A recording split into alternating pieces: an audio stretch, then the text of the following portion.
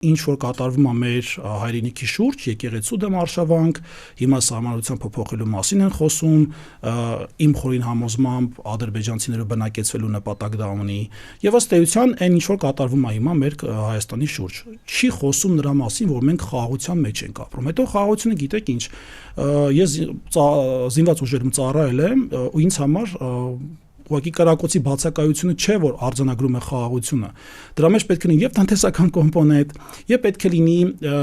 ադրբեջանցի եւ հայ միջև ատելության, չասեմ տոտալ բացակայություն, բայց նվազում, էականորեն նվազում։ Տնտեսական կոմպոնենտ կա։ Ձեզ իշխանավորները կասեն։ Ես համաձայն չեմ այդ պնդման հետ, տնտեսագետ չեմ, չխորանամ թվերի մեջ, բայց Ադրբեջանը դա մեզ վրա չի վաճառում որպես տնտեսական կոմպոնենտ, դա մեզ վաճառում է քաղաքական խաղաղության կոմպոնենտ։ Ինքը մեզ դրանով Հայաստանի հասարակությանը աչքերին թոզ է փչում։ Տեսեք, մեր ժողովուրդը էմոցիոնալ ենք, մենք հայերս շատ էմոցիոնալ ազգ ենք ու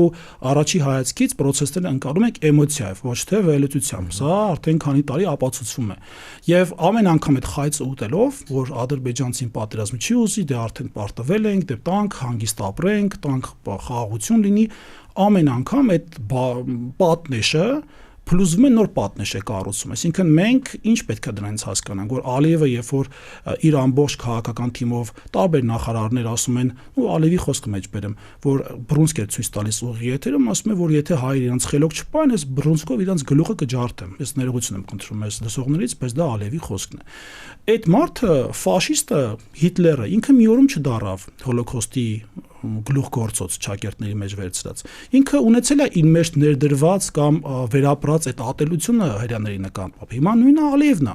Ինձ համար, գիտեք, եթե սատանան սկզբում պոզեր չունի, ես չեմ կարող ասել, որ ինքը սատանա չի։ Ես այսպես վերացական ասեցի։ Բայց ըստ էության այդ process-ները, որոնք կան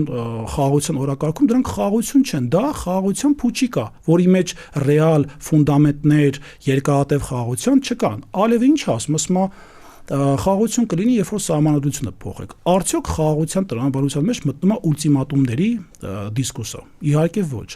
Արդյոք խաղաղության մեջ մտնում է, երբ որ Ալիևը խոսում է ադրբեջանցիների վերադարձի մասին 300,000 թիվներ նշում է։ Նույնիսկ ավել երբեմն որոշ։ Հա, իրենց մոտ այդ թվականակը միշտ աճում է։ Այո։